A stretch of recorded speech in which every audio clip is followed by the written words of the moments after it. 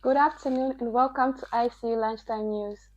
We take a look at the stories making headlines. LCC demolishes an unauthorized structure at Woodlands Mall. Government urges councils to embrace CDF data transparency. ZRA seizes over 3.7 million kwacha in crackdown on non-compliant mines in Kasepa. In international news, Malawi votes amid economic crisis and leadership contest. In sports news, Zambia under-17 faces Madagascar in COSAFA final group match.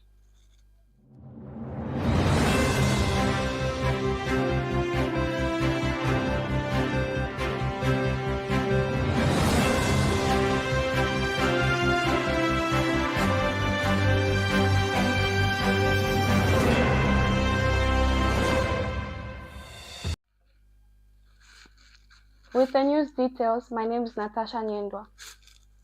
The Lusaka City Council (LCC) has demolished an illegal structure built without approval in the car park of Woodland Shopping Mall. The development was in violation of Urban and Regional Planning Act No. 3 of 2015.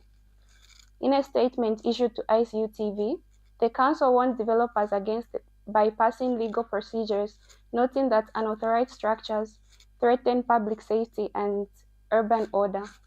It urged all residents and investors to ask proper clearance before undertaking any building project. LCC reaffirmed its commitment to maintaining a well-planned and lawful city, adding that it will remove non-compliant structures across Lusaka.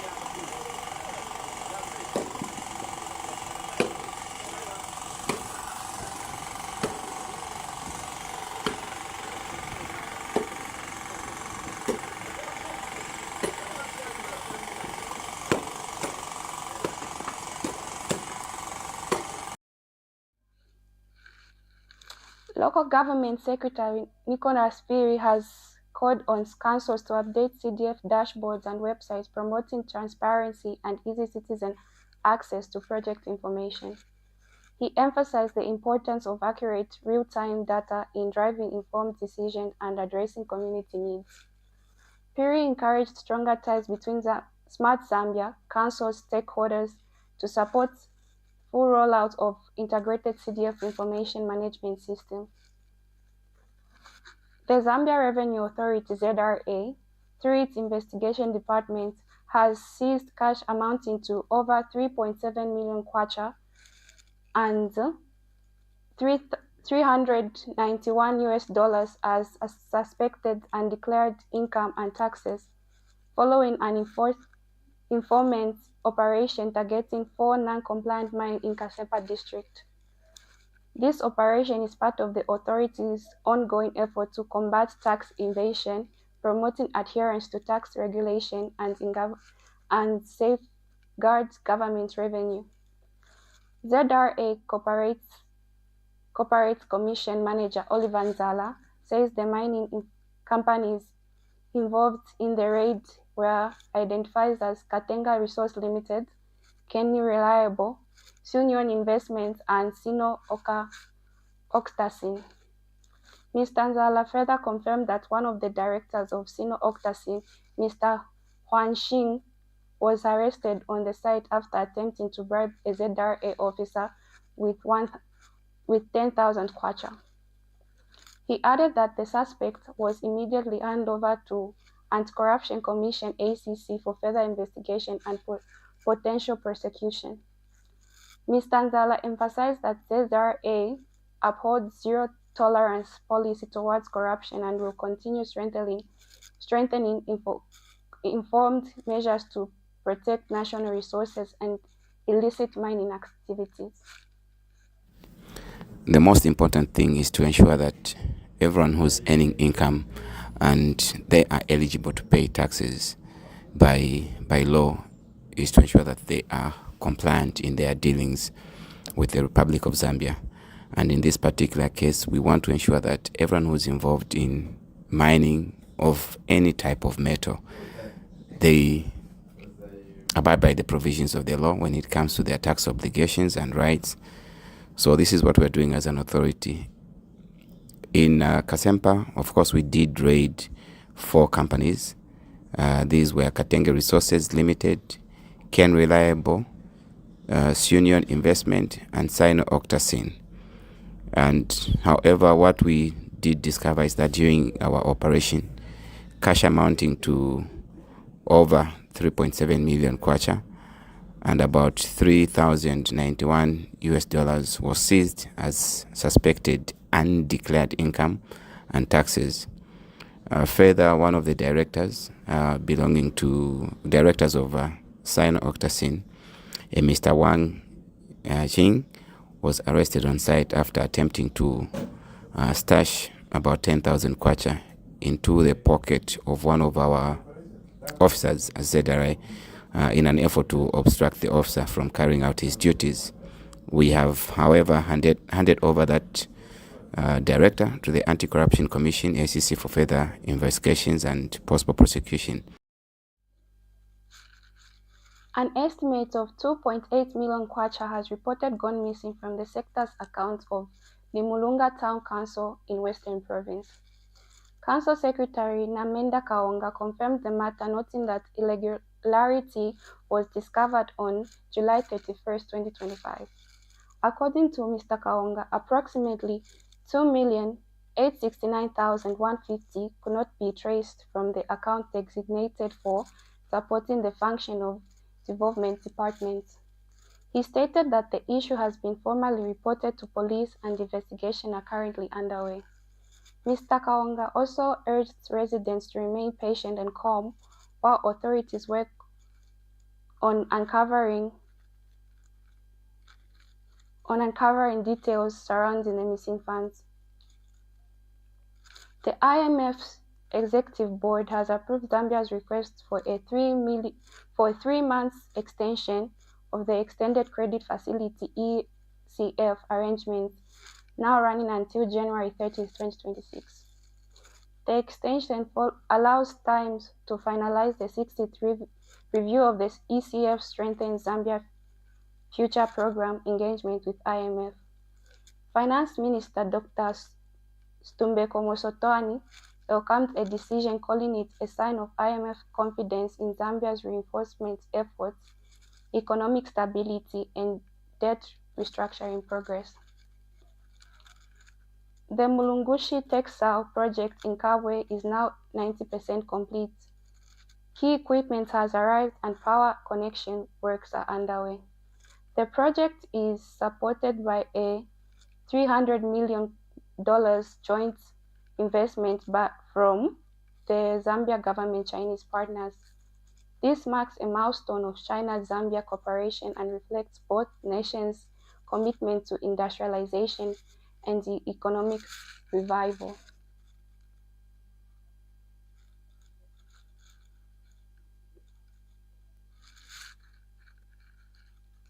Here is an update from Kawe on the revival of the Zambia-China Mulungushi Textiles joint venture.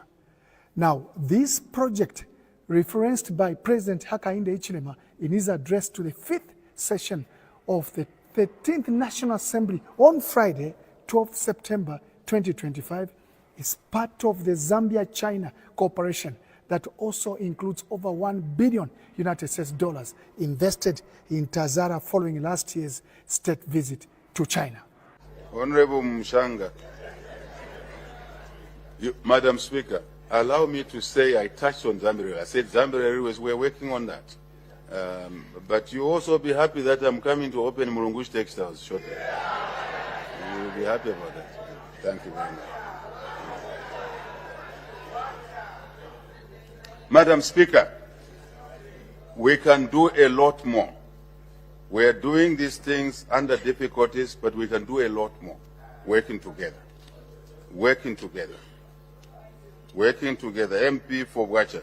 Working together. Working together. Not working against each other, but working together. Thank you very much. Mulungushi Textiles, dormant for 2 decades, is now over 90% ready for its first production line under the Zambia-China joint venture. Since we started the installation last year, and recently we have just received our control box for our substation with the, together with the transformer and the cables, so that we can line the new line from our ZESCO substation, which is Mulungushi substation, to our main factory. Yes, the most important thing it was to do with ZESCO power line, because we want to do the new line. We can't use the old line, which was being used with some 20 years. Now with our new equipment, they need more power. State-of-the-art equipment for connection works underway to bring the plant into operation. This project is not only about a factory, it is about connecting agriculture to industry. Yeah, we can look at. This is in the steaming machine. We just, after the printing machine, just here is gives them the temperature. Just one. And after here, we need to go near the steaming machine. Okay, so now we are in the steaming machine. So now the machine we already installed finished. Now we here to put the cable, electrical cable, for give them the temperature. Now we can show there. Now our worker in here to welding. Welding we needed to install the cable.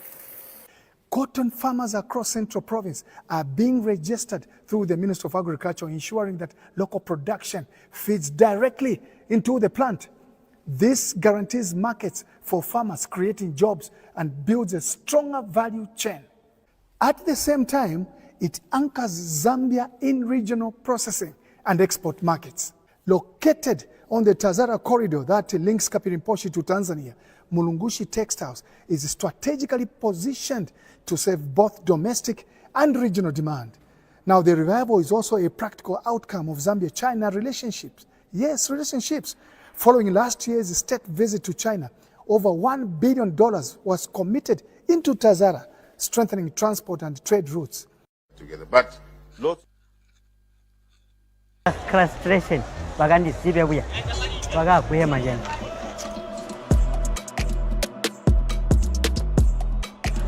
Iwe, apa nini munganda mwana unkila mafia ng'ombe apa peni? Nada ng'ombe muno.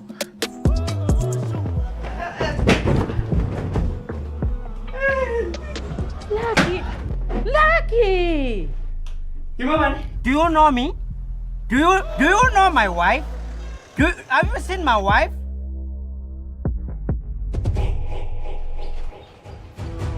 Chirikwi.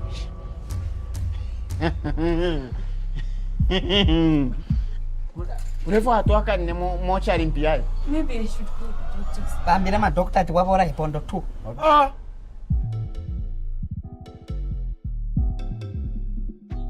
Chakaringa byani bantu nawe chakaringa byani wo. Oh. Chachiringo kumichiringanya pa mulesu wa mafuta. Wow. I'm so impressed mura. Pesi ndari kwamba bakuti. Aya mahuta anunkira musimba. Imwe mwaga suba.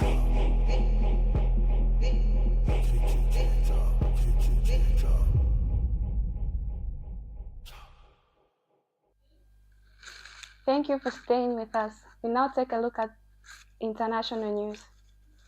Malawians are casting their ballots today in presidential, parliamentary and local government elections under the shadow of rising living costs, high inflation, and fuel shortages. With a total of 17 presidential candidates, the main race is expected to be between incumbent President Lazarus Chakwera and former President Peter Mutharika.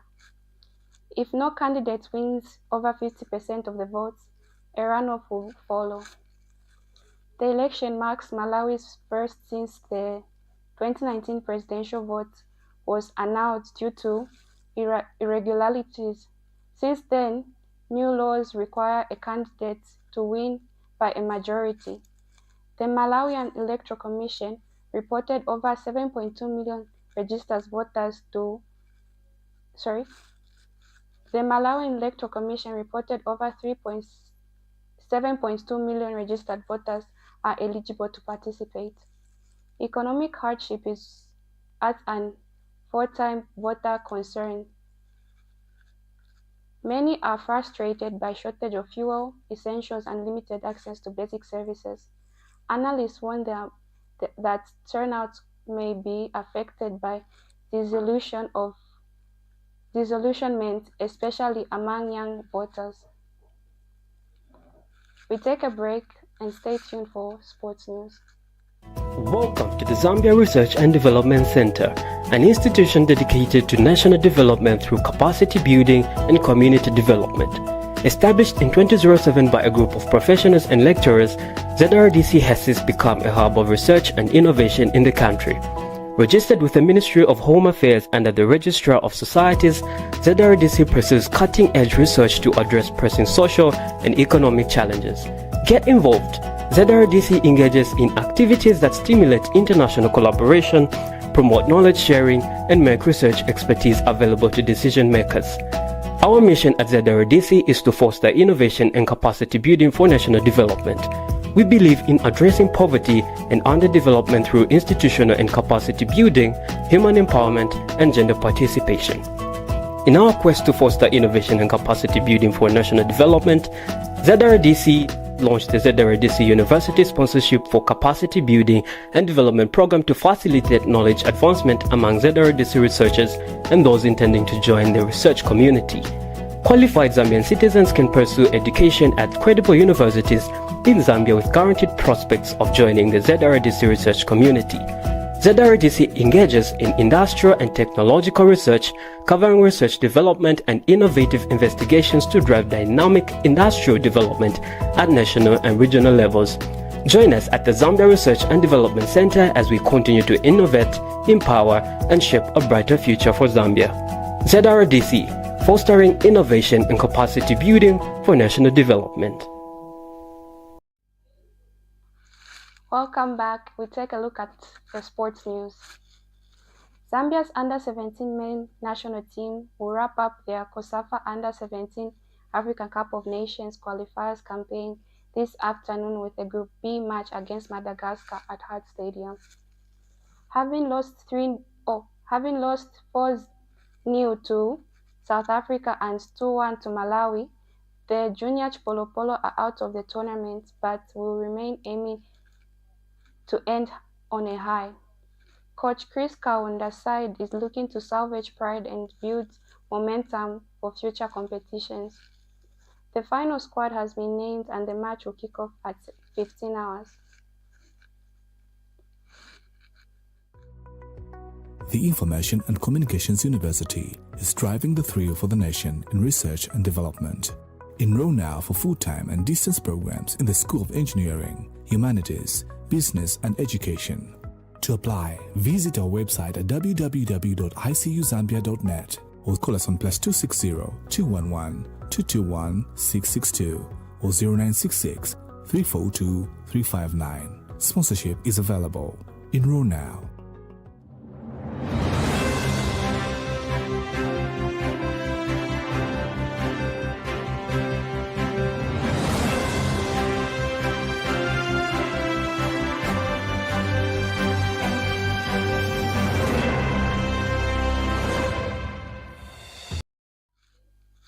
That sports item brings us to the end of the lunchtime news.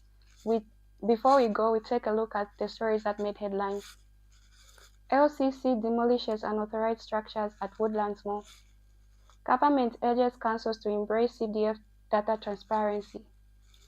ZRA seizes over 3.7 million crackouts on non-compliant mines in Kasepa. In international news, Malawi votes amidst economic crisis leadership contest. In sports news, Zambia under-17 faces Madagascar in COSAFA final group match. Thank you for watching the lunchtime news. Do join us for the main news at 20 hours.